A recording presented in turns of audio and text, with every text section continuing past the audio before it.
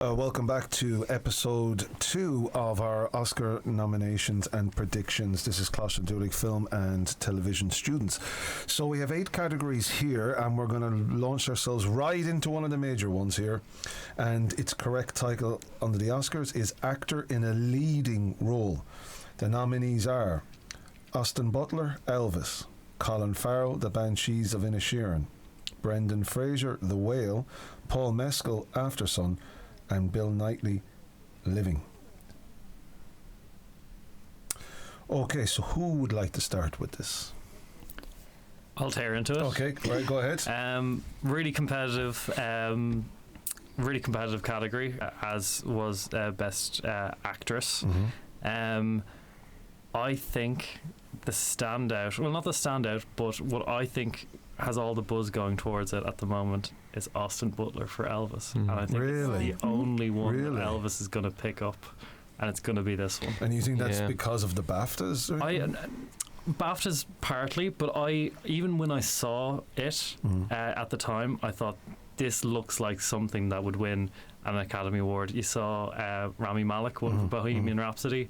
The Academy likes these type of biopics, especially for Best Actor, especially for the actors that really get into the role of a historical person. I think Austin Butler has this. It's not necessarily what I want, but I think... And then who's your shout out then? I think Brendan Fraser. I think his performance is so outstanding. And such like a difficult performance to do. Like, it's a really difficult role, and I mean, the comeback story is there, and a lot of people wouldn't have seen Brendan Fraser as this type of actor who can really take on a character of that magnitude. He was always like the Mummy. The Mummy, all George of the Jungle, all those. George of the Jungle. You know. But Brendan Fraser for me, but Austin Butler to win. Okay, Aoife? I 100% agree. Really? Yeah. You're going for Austin Butler as well? Austin Butler, yeah. Because all the interpreters of Elvis, the basic ones, he made it unique, and he wasn't, he took the character and made it his own, and I think he did an amazing job with it. So, yeah, without a doubt, Austin Butler. And then my shout out would also be Brendan Fraser. Really? Yeah. I was not expecting that. I mean, this is a turn up. I mean, it seemed to stun everyone in the BAFTAs, and it was the only award of the 7 or 8 that have come so far that he's actually won. And it stunned everyone. They were like, this was totally unexpected. Colin Farrell had been winning, and Brendan Fraser had been winning, and that was what was happening in all the lead-up awards. And then the BAFTAs came, and you're saying that hasn't influenced you at all? No, I've thought it for a long time. I mean, before I'd even watched all the films, I kind of thought Austin Butler, and now the closer we're getting, the more I'm kind of sure he's actually going to do it. Yeah, and you're agreeing with that? Yeah, I mean, the minute I seen it, I was like, he's going to win. He's going to win. Yeah, and then I think Brendan Fraser. The Whale, I watched the first 30 minutes and I couldn't watch anymore. I just found it too sad. Yeah, and I thought his performance was amazing. Oh, he is amazing, isn't it? But it's amazing that there's 2 Irish actors nominated. I think that Colin Farrell did a really good job on playing such a simple man.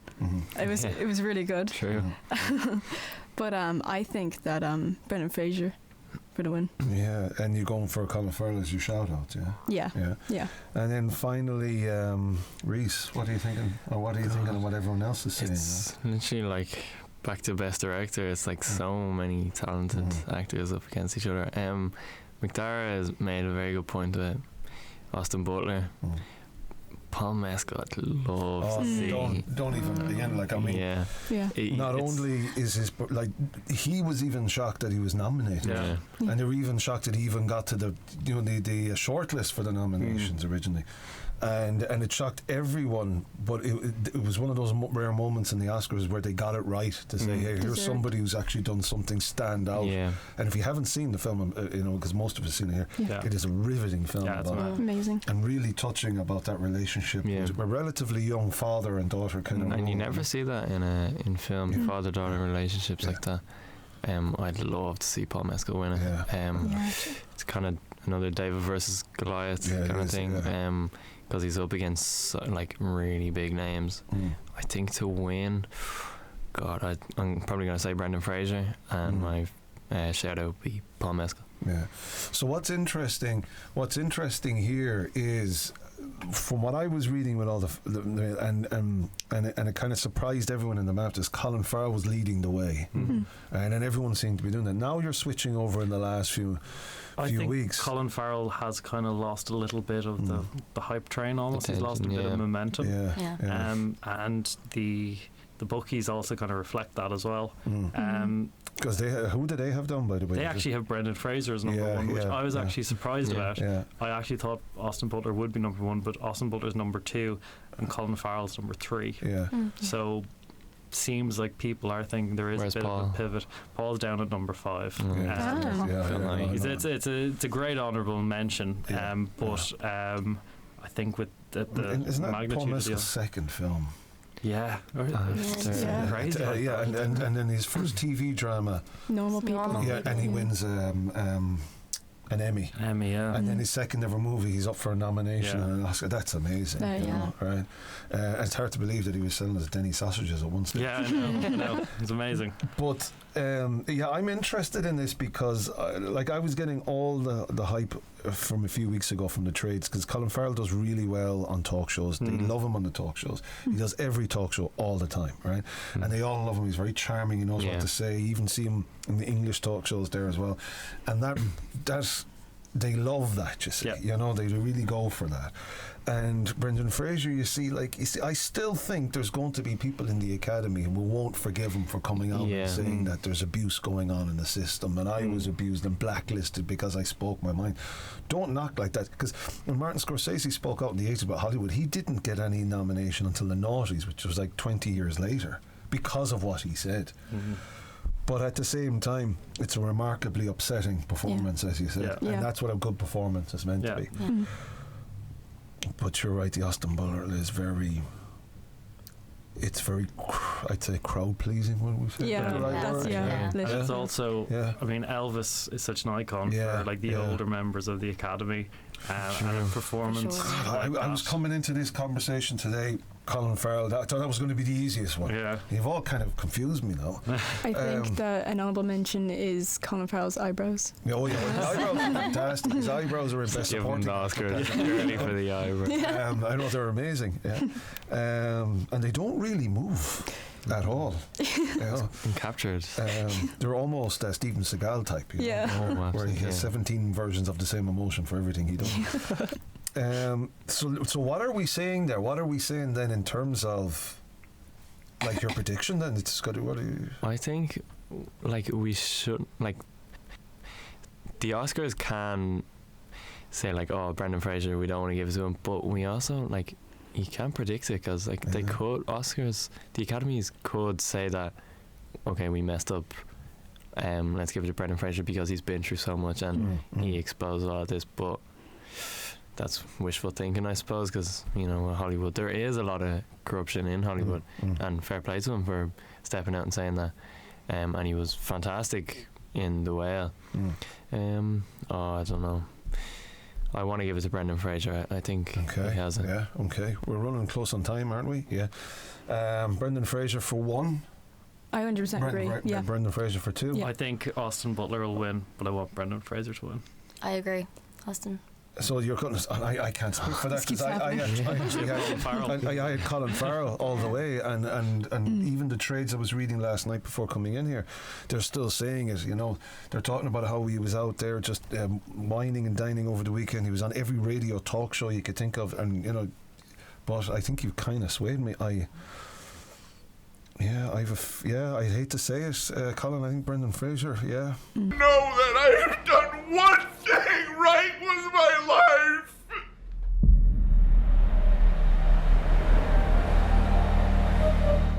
Yeah, that's excellent. Yeah, okay. Totally changed me on that. I absolutely did not come in with that. I thought that was going to be a very easy one. Okay, so that then brings us to Colin Farrell's eyebrows, actor in a supporting role. Okay, and the nominations are Brendan Gleeson for The Banshees of Inisherin, Brian Tree Henry for Causeway, Jude Hirsch for The Fabelmans, Barry Keoghan for The Banshees of Inisherin, and Ke Huy Quan for Everything Everywhere All at Once. Okay, who hasn't started for a while? Do you want to start on this one? Yeah. I think that Brian Tree Henry is like an amazing actor. Like he was really, really good in Atlanta, and I think it's his first nomination, and it's 100% like deserved. Yeah. Do you not think when you come to I always find the supporting role of actor and actress, they like to be a little bit more brave. Yeah. But they like to be predictable in the main one, but a bit more brave. So any kind of a wild card can sometimes have a better chance. Yeah. I was surprised he got nominated. Yeah, so was I. Yeah. But Atlanta's fantastic. It's amazing, yeah. Fantastic, He's such a good actor. Yeah. Yeah. But is that who you're going for, though? I don't think he would win. I think that Ki-Hee Kwan from Everything Everywhere, I think he would get it. Yeah. And shout out then to Brian. Yeah. Yeah. Okay. Yeah. Reese? I think it's a duel between Brendan Gleeson and Ki-Hee Kwan. I think Brendan Gleeson is going to take it home. I think he stole the show over Colin Farrell. None of us said Colin Farrell for best actor, but I did. Oh, look what happened to me. Well, I said his eyebrows. He said eyebrows. I did say, and I totally had to change my mind at the end of it, begrudgingly so. And I think Ki-Hee Kwan, he was just so lovely, and he was just so pleasing to watch, and his voice in the movie was like, he was so bubbly and everything's okay, and it just went like, so for that reason it's between Brendan and Ki-Hee Kwan, so I'm gonna go with Brendan Gleeson. Okay, right. Aoife? Yeah, I think Brendan Gleeson as well. I think he's for the win. And do you think that, as saying it, because remember we're Irish, and of course we'd love him to do that, but are you saying that there's another reason for that outside of that, like judging on the performance that he's up against? Yeah, I mean, I agree with you. I think he's still the show over Colin Farrell. Like, out of all the people that I see from Banshee, like, he would be the number one. Yeah. And then who's your shout out?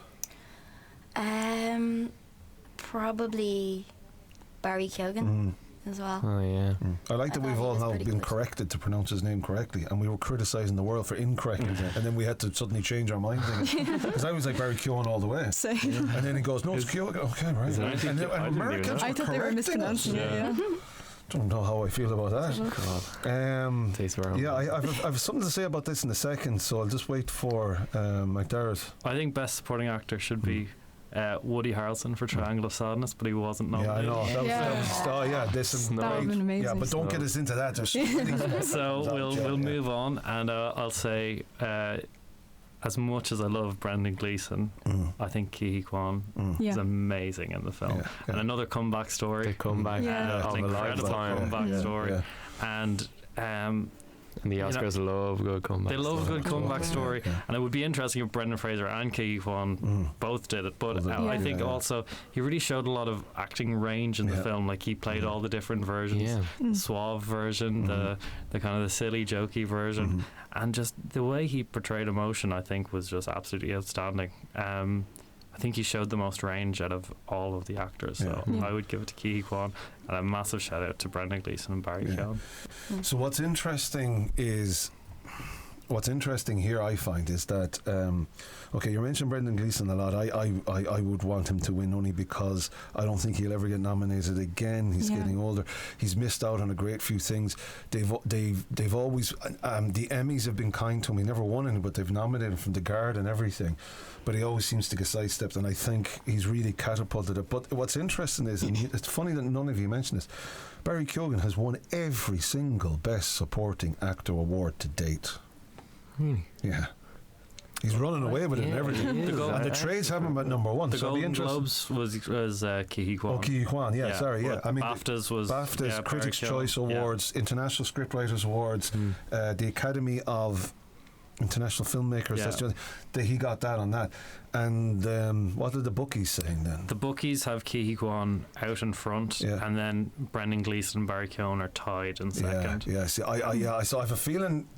Ki-Hee Kwan will get it, not just because I think it's popular and well deserved. Everyone is well deserved to be in that category, but I'm still saying that Barry Keoghan has really made a massive run in the last 4 or 5 awards.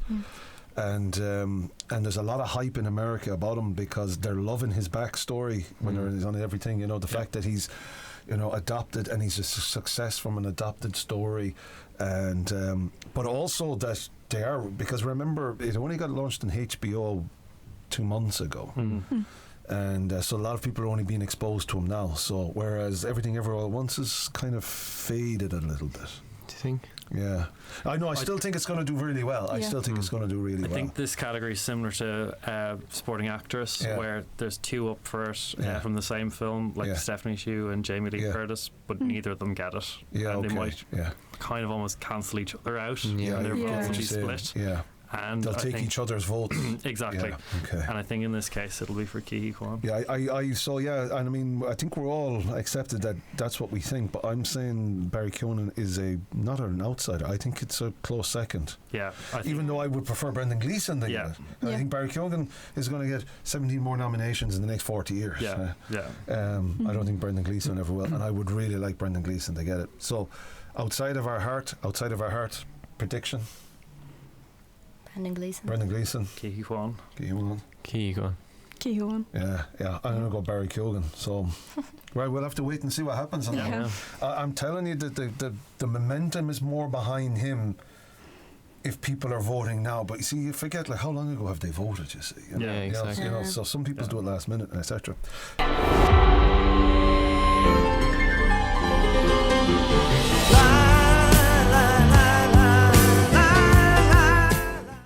So we're moving along to visual effects, and yes, there's an Irish element in this, but what's going to be interesting here is we have to take it from the value of the effects as well.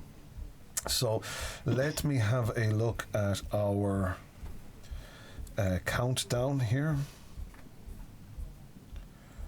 and we can find it here.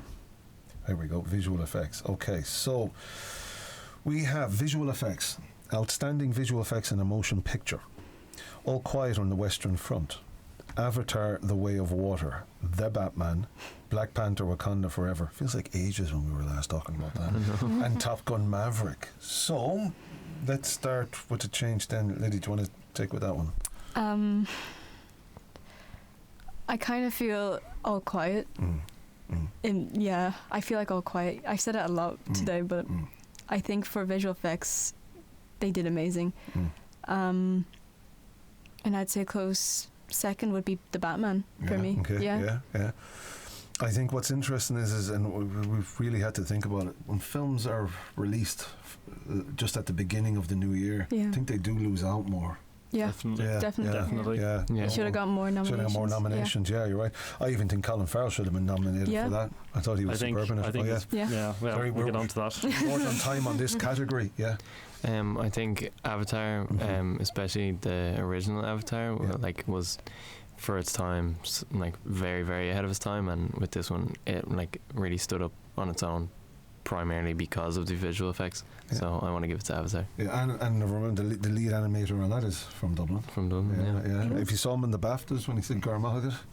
He literally came out at the very, very beginning. He goes Garmagat, and then on Colin Kunis crowd all jumped up. So and he's linked to Coláiste Dhúlaigh's animation school back in the day. So one of our own. So but I mean, I wouldn't say not. I think Avatar visually. I didn't see it on the big screen, right? But it is stunning. But for me, it was a bit too much of a game rather than a movie. But I don't know. I really like the Batman too as well. I think this one's probably the easiest category to call. I think it's definitely going to Avatar. The original Avatar won all the awards. This one has better effects than the last one. And I think so too as well. I think it's kind of hands down for this one. Okay, and then finally. Avatar. Yeah.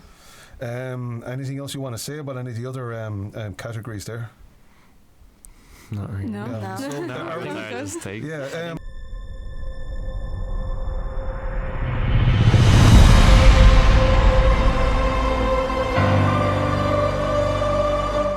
Those types of movies don't normally, and it has to give it a credit to that.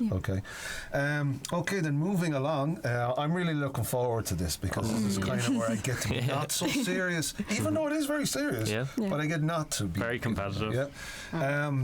So this is animated feature film, and the nominees are Pinocchio, Marcel the Shell with Shoes On, Puss in Boots, The Last Wish, The Sea Beast, and Turning Red.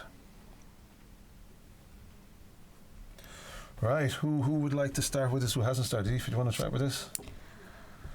I don't even know what to say about this. It's nice to be able to just watch a lot of animation every once in a while. Yeah, I mean, I love like animation, but you feel like, it's not film studies if you're on animation. It is, of course. Of course it is. Yeah. I mean, I thought the Marcel the Shell thing was I got a great kick out of it. It was so sweet. Oh, yeah. And I saw it on the Lighthouse, and I didn't know what it was back in, I think it was March or April or something. And they had only had a kind of a once-off premiere before it got released again. And I just thought, it was lovely. So good. But so what are you thinking, though, you know? Out of all of them, I would say Puss in Boots. It looked like the best quality, and it brought me back to my childhood. Also, it's kind of a serious tale on the idea of like mortality. Yeah. Because that's like, I mean, for a children's thing where they're just saying, hey, listen, you're going to die now. And that's the opening line of the thing, you know. And then they're a kid going, oh, really? And then the whole thing is how you have to try and not be so, like, putting yourself into dangerous situations because you now know you're mortal, you know. Which I thought was kind of, and then in the last half an hour it just became kind of, you know, the usual stuff. But you're thinking Puss in Boots. Yeah. Shout out to Pinocchio. Yeah, okay, yeah. I think that's going to kind of run strong, I think, yeah. Yeah, I'd have to agree with Aoife. I was not expecting Puss in Boots, which is a sequel to a spin-off of the Shrek franchise. So And the others were terrible. it doesn't have a right to be this good. Yeah, exactly. But I agree with you. That's exactly what I thought. They've updated the animation, which was a little bit jarring for me in the beginning because I wasn't ready for it. Because they're using computer graphics, but they're also using hand-drawn.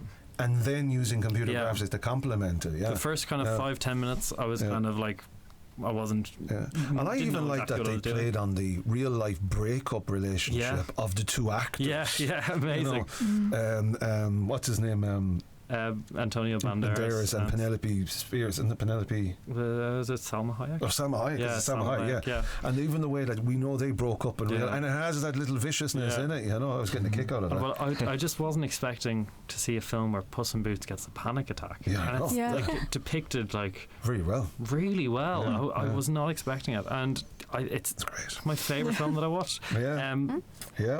Shout out Marcel though. I really enjoyed it. Marcel. Just remind, like A24, just doing whatever they want. You know, thank God they're around. Like just give them all the money in the world because I would watch it. They just produce such lovely stuff. No, they also produce a lot of nonsense kind of genre movies, but they always say the money we make from that we just put into making these lovely little things like Marcel. And that's the way film should be. It's really appealing, and it's so satisfying to watch every single one of them. Come on, Puss in Boots has to take it though, you know. But it's between Puss in Boots and Pinocchio really for me. Pinocchio didn't really strike me as much as Puss in Boots though. I thought the story in Puss in Boots or the story in Pinocchio wasn't as like grasping for me, you know. It was like at the end they told him to lie so they could get out the belly of the whale, and then like they're telling him not to lie throughout the whole story, and I was like, what's going on? Guillermo del Toro is fantastic. I do love him, but Puss in Boots. Delighted. And I mean, I did like the Sea Beast and Turning Red too. I mean, I really enjoyed this category because you know, it forced me to kind of. I see a lot of animation, but I have a habit of kind of just. That goes further down my list to watch. Let's watch Banshees of Inisherin. Yeah, I know, but this was great. I had one weekend of just all of them up. Great. Just animation, you know, getting a great kick out of it. Yourself, what do you think? Marcel, the show which she's on, was the sweetest movie I saw this year. It was so good. And her voice, it was just absolutely amazing. The little singing as well, so cute. I know, but even I like the outtakes. And even the way she catches him out, even interviewing him for a while, he won't say anything. It's adorable. But I'm a really big fan of stop motion, and I really liked Guillermo del Toro's take on Pinocchio. But again, I think that Puss in Boots with the mortality thing, I thought that was like the story was amazing. So I'd say Puss in Boots. Yes, that's amazing. And we'll be interested. But I think Pinocchio is probably the bookie's favourite. It's the book. But I think Puss in Boots is the one that's going to do it. Really? I think, are we? I think Pinocchio will do it. Really, yeah. But Puss in Boots is absolutely my favourite. Yeah. And that's... Oh, no, Marcel was brilliant too as well. Don't Yeah. Poor little shell. No, it goes for me, Puss in Boots, Marcel, Pinocchio. Yeah. But I think Pinocchio will do it because it has that prestige attached to it. And it is doing very well in the on the other award shows. Yeah. Okay, excellent.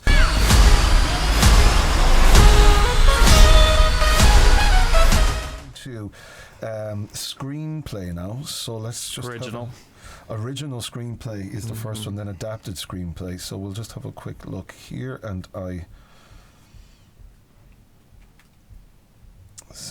okay, and that's adapted. Okay, original screenplay. So, the nominations for writing, in brackets, original screenplay: The Banshees of Inisherin, Everything Everywhere All at Once, The Fabelmans, Tar, and Triangle of Sadness. We're back to all of them again. We haven't got rid of them. It's the same ones. So, right, who would like to go first on this one? Do you want to go first? Yeah, okay, go ahead. I think amazing movies, but for screenplay, Triangle of Sadness just felt like watching a novel being read to me. Especially with the sequences of like it's split into thirds, and like the thirds didn't really make much sense like if you put them all together, but like it's just based around the characters. I think Triangle of Sadness for screenplay, it has to win. If it doesn't, I will kick up a fuss. Okay. And you will go over there and kick the Hollywood out. I will. Damn you. Going off what Reese was saying there is exactly, it's like a novel but in a good way. It's not, oh my god, this doesn't work as a film. It's a novel. We're talking about like what we would like, but what is your prediction though? Triangle of Sadness. Okay, you're sticking with that, and then shout out to Tar, because that also feels like a novel, but like it's being true to a screenplay, you know. Triangle of Sadness, shout out Tar. Yeah. I think the other great thing about Triangle of Sadness, and I will champion it in every category, is that for most of the middle section on the boat, you don't actually see the two main characters. You focus on all the other characters. Yeah, it was great. But it's still so engaging. I actually didn't even notice that until you said that, and that just shows how great I was watching it with other people the second time. And then they were noticing it because they were always giving up, well, under the necessity clause. And I said, you're going to get a necessity clause in this. Not needed. But this is the one for Martin McDonagh and Banshees of Inisherin. This is his one. I think. I think he's not getting director. I think he's getting screenplay. I think it might be the only one that Banshees wins. My guess. Okay. I thought there was two, but well, according to our predictions, that is the only one so far. We haven't done Best Picture yet, but we'll come to that. What do you think, Aoife? I really don't know. I don't know. I think what you were saying with Triangle of Sadness. Yeah, I agree. I agree, yeah. I mean, I love that, and I love it's up there competing with them. Yeah. And it's a real anti-consumerism, anti-ruling elite, and when they're all getting sick on the boat, it's just fantastic. The best use of a metal song as well. Oh yeah, it was so good. Great. So good. And he's really against a middle-class bourgeoisie, right? And just to throw them into this boat when Mother Nature takes hold, they don't even know they're on a resort. They think they're like in Lord of the Flies. All they have to do is just turn a corner, and there's these lads just selling hats. What I really love is that like they don't make the rich people out to be like stubborn rich people, and you know, like he sells manure, like he's basically an SIT seller, you know, like but on the island, the poor like boat scrubber, she's made out to be the actual terrible person. Exactly. He's kind of is terrible, but the rest of them are like really lovely. Like. What's your prediction then on that? And your shout outs. What's your shout out? It would be Banshees. I really like the screenplay for Triangle of Sadness. I really love it. But do you think though? My worry is it uses irony a lot, and this is rare for our international. Like the grenade thing. Irony can be lost a little bit on a lot of people. And a certain country in particular that doesn't really seem to get irony an awful lot, right? And I have a feeling it'll suffer because of that. You know, that they won't get the subtlety of how ironic a lot of the stuff is, you know, because remember, this is a country that Alanis Morissette singing about irony was the most non-ironic thing going. I think one other thing to say about that is if you aren't left-leaning politically, you mightn't enjoy the film. And it also pokes fun at a lot of rich people. And the Academy is full of a lot of rich people. So. So but your shout out then. I mean, I'm liking this revolutionary stance that we're going for here. Poor old Martin, you know. I would actually go for Banshees. I didn't realise till after I watched it was a take on the Civil Irish War. I didn't know that. It's more about the shame culture. It's about right. And it's about the Civil War, which, because I was talking before in the podcast, the Civil War is just a moment in that when Ireland collectively was just told afterwards, don't ever talk about it. And that meant that you all had to feel shame. But that's only because it was really about how we act out irrationally in Ireland because we can't handle our own emotions, which is all of us. And you should see then the people acting out against those comments. I don't do that. And doing exactly what is happening. You don't want to be my friend. And they did that very well with the script. I really like. So I'd say Banshees for my pick, and then honourable mention Triangle of Sadness. Okay. Well, okay, so I love, because we got 3 for Triangle of Sadness, and then I'm going definitely for the Banshees, because I believe it's the area they want to give Martin McDonagh, and it is the area. It's his theatre background. He's a writer. But my most honourable mention is Triangle of Sadness, and if it did happen to win, and as much as I'd be sorry for Martin McDonagh, but he's already won stuff before, it'd be very revolutionary if it did win. It'd also tell me an American audience is matured to the concepts of irony and going against capitalism, which is usually normally what they don't want to do, you know. This is really bad. This is really, really bad.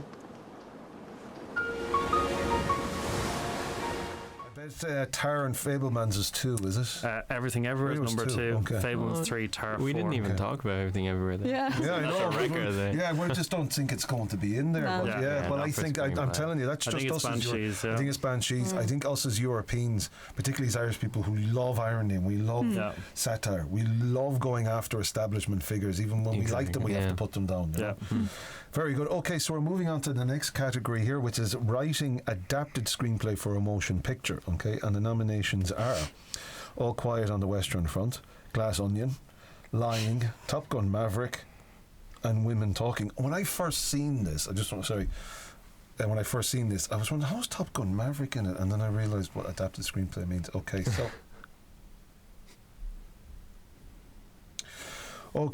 so does anyone want to follow? Why was Top Gun Maverick on an adapted screenplay? Because it's a sequel. Yeah, exactly. That's where I got totally confused with that. Same as Glass Onion. Yeah, same as Glass Onion, And All Quiet, I suppose. I mean, based on it's a sequel and a book, so both of those. So is Women Talking about Women Talking as well. And so I'd be interested to hear this. So since you just mentioned Women Talking, is that factoring in any of your... That's my pick. I was going to say.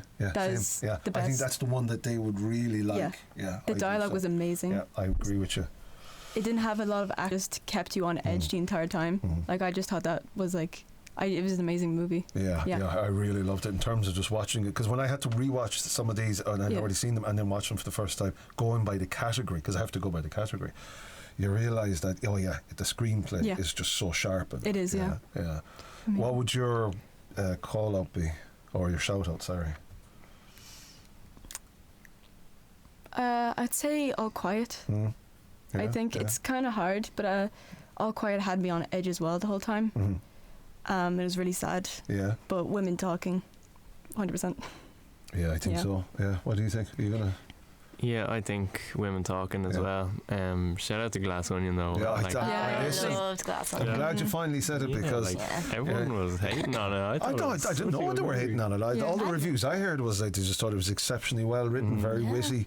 They just said some of the cast choices were different, but I can't knock it for how entertainingly written it is as a sequel. I thought it was even better than the first one. You know? Edward Norton still as annoying, but like lovingly annoying. You know? The only thing that was nice is by having him as the bad person, as we now all know that people hate working with him because he's apparently so bad on set, that he's now so being that kind of character was lovely, because he's really just basically being himself. You know? Like method acting. Yeah, it wasn't method acting at all. Yeah. But you think Women Talking? Women Talking has it. I think. Yeah, that's a pleasant surprise. Now I thought All Quiet on the Western Front was going to dominate this. Yeah. Well, Glass Onion was my front runner until I watched Women Talking.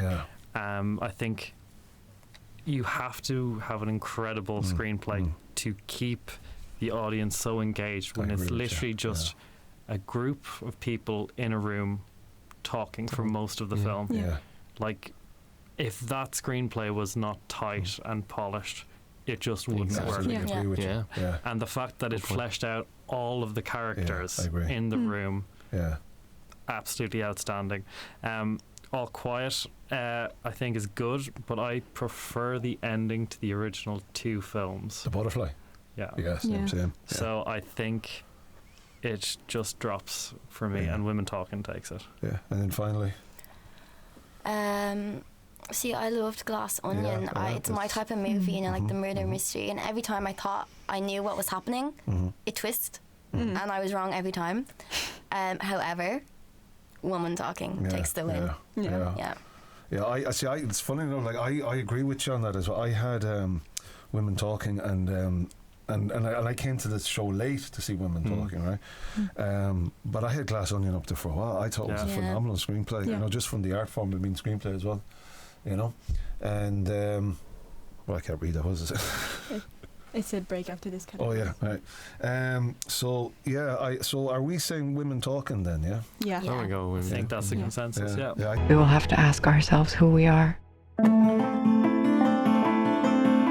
We take a short break, and is that when you get conversational films like that, I always refer back to a movie like One Flew Over the Cuckoo's Nest or something, where you just have them in a small, where they have to carry that time by dialogue. Same as The Whale. Same as The Whale. So I think did The Whale get nominated? I don't know, it didn't actually. No, not for screenplay. So how does that work, right? Okay, we'll be back after this break. Thank you. Okay, we're coming to our final 2 categories. So before we do Best Picture, which is the last one for today, we are going to go for editing. And for our film and television students, this is an area that they either love or they hate when they have to actually do this for the college. So it'll be interesting to see how well they stand out when it comes to rewarding editing that they're viewing. So the nominations are for film editing in a motion picture: Banshees of Inisherin, Elvis, Everything Everywhere All at Once, Tar, and Top Gun Maverick. So I'm going to start with Lydia. I think it's a clear winner. Everything Everywhere All at Once. I just thought that the editing in that was amazing. Like the shots of just all the different versions of the main action, the multiverse was just amazing. Like the hot dog fingers. Yeah, the hot dog fingers. But when I watched it in the cinema, and then I watched it on my own, and I kept pausing it whenever like the flash, just to see all and it's so much detail. There's so much detail in it that I just think it deserves editing. Like that's And your shout out? Everything Everywhere All at Once. Yeah, that's my shout out as well. Oh, so it's just doing both. Yeah. Okay, there is nothing else. No. It's just editing. I just like that one a lot. Yeah. Okay, very good. Yeah, Reese. Everything Everywhere All at Once really takes for me. I forgot to bring it up with the visual effects. The team taught themselves everything on YouTube. They weren't trained editors or visual effectors. They taught themselves everything on YouTube, which I thought was just class. That's fantastic. Shouldn't be trying to tell that to the Coláiste Dhúlaigh, we do go there. And it's necessary. I can admit that's basically how I learn everything. Everything Everywhere All the time. Yeah, basically. And I also think Tar was I like paced really well. Yeah, people forget what editing is. It's all about like the editing.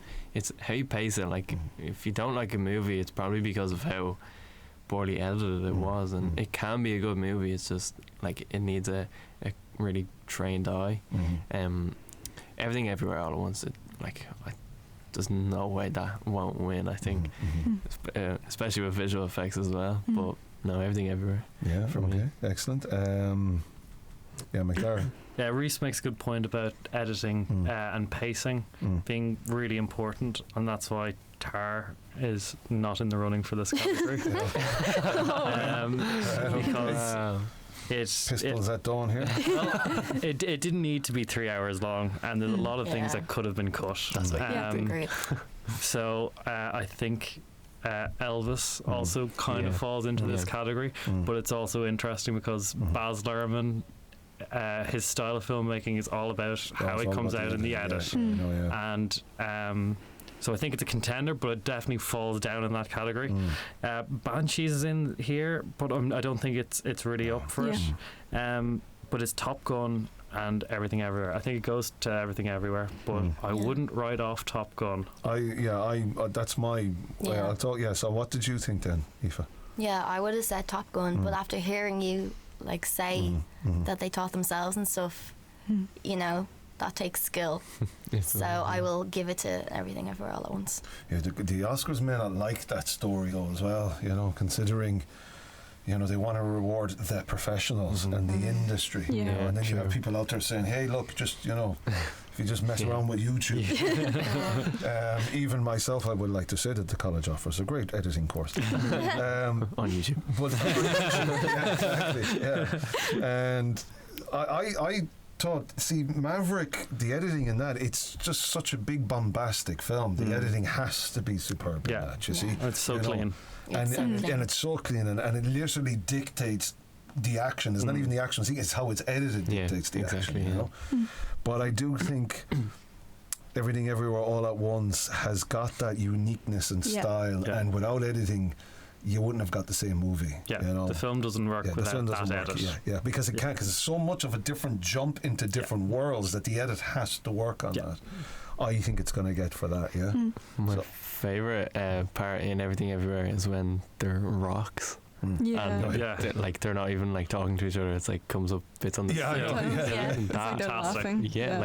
Like whenever they take a pause and then rock number 2, ha ha ha. Like, that was like genius. Was so the time pinpointed at the time, and like how do you make rocks so interesting? Funny. You know, I agree with you. So are we unanimous on that? Everything Everywhere All at Once? I think so. Is that the first time we've been unanimous on anything?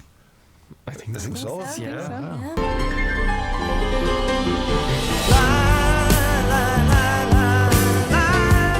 Right, wonderful. So we're coming into our final one here, and what's unusual about this year's Best Picture Motion Picture is they are allowed to increase the category of nominations. So I think altogether we have 10, isn't it? Yes. And normally they would have 5 to 6, so they've really opened it up. So we'll see whether or not does that create more competition, or has it just got a clear winner out at the end of it. So I'll give the nominees are All Quiet on the Western Front, Avatar: The Way of Water, The Banshees of Inisherin, Elvis, Everything Everywhere All at Once, The Fabelmans, Tar, Top Gun Maverick, Triangle of Sadness, and Women Talking. So who would like to open the bidding on this one? Do you want to go for it? Yeah. I think that Women Talking, I think that should win Best Picture, like hands down. I think that one was the best one. And if not, I also really like Triangle of Sadness, but I don't think that would win. My money's on Women Talking though. Really? Yeah. For best, I mean, I understand screenplay. I know, a big jump out. There's a lot of hype around some of these. There's not much hype around Women Talking. That's true. You know, but we're going by prediction. But I mean, we're not saying that it shouldn't win. We're saying what do we think the Oscars will go for. You know, I agree with you. But I agree with you that and if it doesn't win screenplay, what was the bookies on screenplay for Women Talking, by the way? Number 1. Oh, is the agreement on that? Yeah, okay. Let's go. Yeah. I definitely think you can't have a movie as strong as that without a good screenplay. Yeah. You know? Yeah. But Best Picture, it's the big one. It is actually big. The apex. It's the end all and be all of all the Oscars is the Best Picture. If not, I would say Everything Everywhere could possibly win. I would say Everything Everywhere for the win, but I would want Women Talking to win. Yeah. Do you think it might even be a close second? I don't think it would be a close second, but for me it is. Okay. Yeah. That's an interesting start. What about yourself? I think it's a very good list, first of all. Like, a really, really good list. I'm going to let my bias take over and say Banshees of Inisherin. Not only because I'm Irish, as we all know, but it's just such a great movie. Like, I think it overpowers everything. Maybe not Everything Everywhere All at Once doesn't particularly overpower that. I think it might be between them two, but I just want to see Banshees win Best Picture. Yeah, and your shout out then is Tar. Tar. Yeah, you've been very loyal to Tar. You know, seen it 3 times in the Zoom. Yeah, I know it's great. It's absolutely amazing.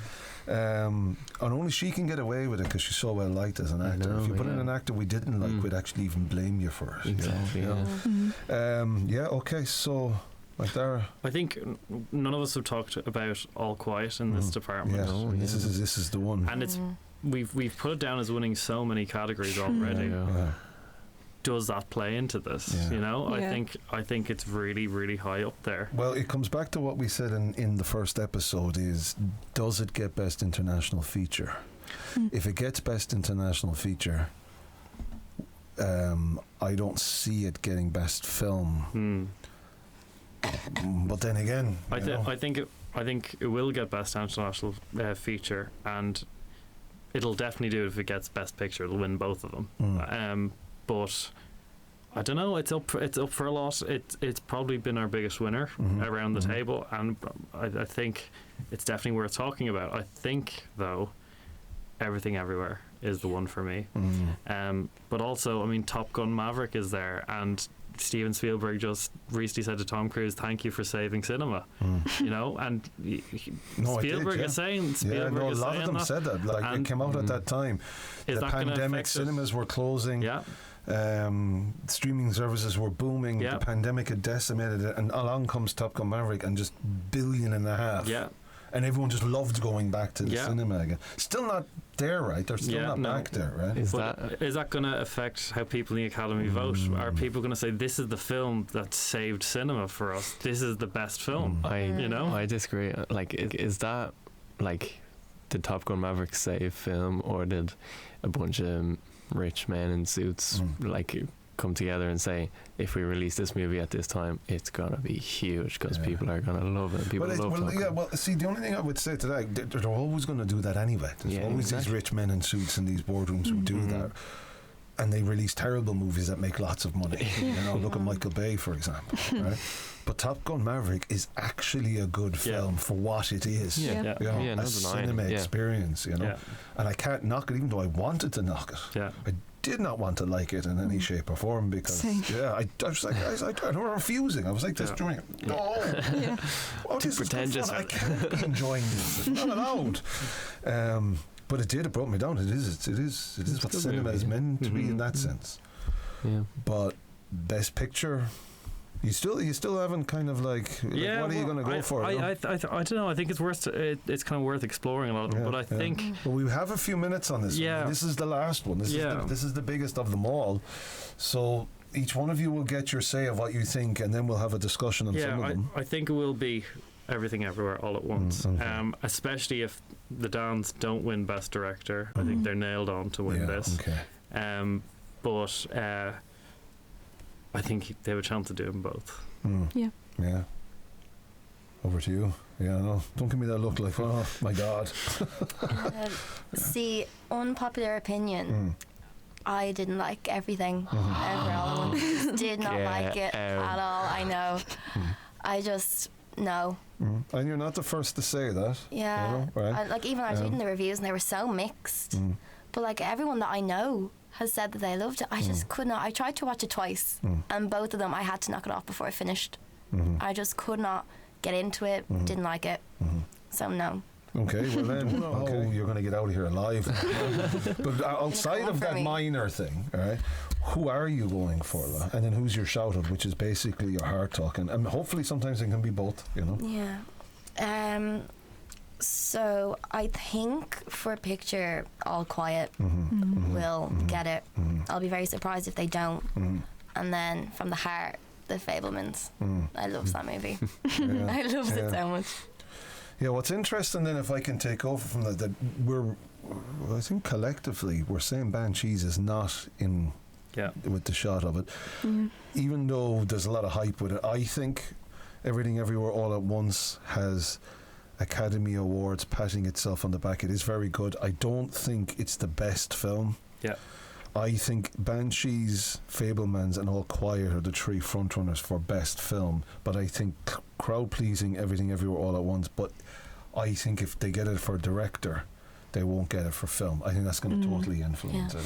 Yeah. And so I'm going by, because who did we have for best director? We had Spielberg. Spielberg, yeah. So it was a 5-way split, and then we decided to go for Spielberg. Yeah, I think, just in my own, and then you can work on this, I don't think All Quiet on the Western Front is going to win both. I think they'll give it international feature, but we're saying maybe Colin Keane, because if they know it's going to go best film, which I think it can do as well, that's really good for Colin Keane. Yeah, absolutely, yeah. So if I wanted to tempt the gods to like us, I would say All Quiet on the Western Front. But yeah, it's a really tough one when I think about it. There's too many good ones. Yeah. I mean, in fairness, there's not a film that's on there that I didn't. Well, I mean, Avatar is Avatar. Yeah, I was going to say Avatar. And I wouldn't hold much weight into it, like, and stuff. But I mean, it is a cinematic experience. Yeah. But outside of that one, all the rest of them are really top quality films. Yeah. Would you like to know the bookies' take? Yeah. on Okay. it? Let's have a look and see. So Everything Everywhere is winning. Yeah. And then it's Banshees. Yeah. Then it's All Quiet. Yeah. Top Gun. Yeah. Fabelmans. Yeah. Elvis. Yeah. Tar. Avatar. Triangle of Sadness. Yeah, they don't get. And then Women Talking. You're joking. God. But even just, and I'm not surprised. But it's a shame. But I'm not surprised. Yeah. I genuinely believe that it is a toss up between All Quiet, the Banshees, and I think Banshees of Inisherin could scrape it if the Academy have decided that it's going to give it the best international feature, which we do not want that to happen. Because you want it to go to Colin Keane. And Colin Keane is in second place. Imagine it's in second place. Like, right? So we need to, but we can't, predict, well, not predict that, we can't force them to do it. But see, I have a feeling, okay, I'll throw this out there because we still have 4 or 5 minutes here, so I'll throw this out there. Banshees has that prestige of a once-off type film that they do like. All Quiet has won in other categories in its other remakes, right? But are we just giving that over then to what we're saying, Everything Ever All at Once, which is just this, and Aoife's correct to say she didn't like it because a lot of people didn't like it, but it's an indie movie. It was made well outside of the industry. It was a real critical acclaim in America, and it made a lot of money, which is usually I think the Oscars. Yeah. You know what I mean? Banshees isn't making a lot. Well, it's making money for its low budget. Yeah. But it's nothing like box office. Yeah. Gold.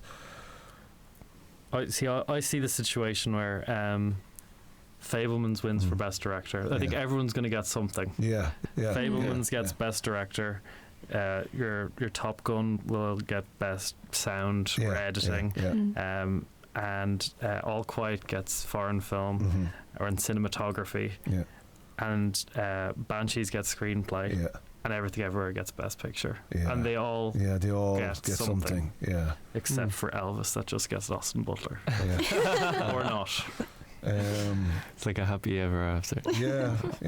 Academy Award. It's kind of how I'm seeing it as well, but I think Banshees of Inisherin. I think it could. I think if there's a scenario where the Daniels win for Best Director, they won't get Best Film. They won't get Best Film, and Banshees will take it. Yeah, I agree with you on that. Yeah. So we're linking that back to Best Director then. So if Spielberg doesn't get it, and the Daniels get it, and I think I don't think Fabelmans will get Best Film. Yeah, I don't think so. Banshee, they'll get. They're Best down film. at number 5 for the bookies, so it would be unlikely. Yeah. That means then we're saying All Quiet gets Best Foreign Film, which I think we're trying to say, which we don't really want to say. No, break our hearts. But out of all the categories it's in, I think foreign film is Western Front. I think Best Picture. I just want to see that's really interesting, right? So I suppose time-wise, or sorry. So what they don't want is someone to walk away like happens is like one film gets 7 awards. They're actually trying to throw it out to different things, which is throwing things up there. So what we're kind of saying is, we think Spielberg might get Best Director, but then that gives Everything Everywhere All at Once Best Film. Yeah. If the Daniels get Best Director, we're looking at Banshees of Inisherin winning Best Film. Yeah. If All Quiet on the Western Front doesn't win Best International Feature, we're saying it could actually win Best Film, It's right? like different timelines. Yeah. So we're everything everywhere. Yeah. That's a tough one to call. The ones we're definitely ruling out, of course, is Avatar. We are ruling out Elvis. We are ruling out Tar, Top Gun, and Triangle of Sadness, and Women Talking. You're joking. Yeah, and we are ruling them out, not I because think they're not good Top films. Gun is the outside shout out of the main three, but it is, the rest of them definitely not. Well then, since we have to take a prediction, we're going to go around and we're going to leave it on that. Now we've explained the scenarios, and I think they're very mature and very well thought out, but we got to go prediction on everything you said. Literally, just who do you think is going to win Best Picture? Banshees. Everything Everywhere. Everything Everywhere. Banshees. I'm going Banshees as well. I know, Outnumbered. but it's not how we were approaching it at the beginning. There's so many nuances connecting. This is going to be fascinating to see. Let's just call it quits. We won't call it quits. We'll call it the start.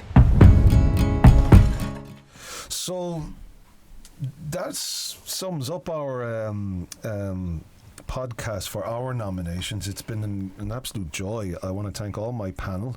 So I want to thank Lydia. Thank you. Reese. Thank you very much. McDara. Thank you very much. Aoife. Thank you. Thank you, Trevor. And myself, Trevor. Thank you, Trevor. The lead singer always does. That's the last bit at the end. But I also want to say that it wasn't as easy as I thought going into it. And I've actually had my mind changed more than once, surprisingly. Not too happy with that concept. But that was actually through the strength of the arguments. And for those that are listening, I hope you really enjoyed it too. And we will find out then on Sunday, on March the 12th, how well our predictions went and how much we should be moving over to Vegas and taking over the bookies and we'll give them a run for their money. So thanks everyone for listening. Thanks everyone for our production. Thanks to our production team. You will see this on YouTube as well, for our sound engineers and everyone involved in this whole thing. It was a collaboration between the film and television students at Coláiste Dhúlaigh, and they've been absolutely wonderful. And that's all signing off. Thank you. Cheers. Thank you Thank very you. much.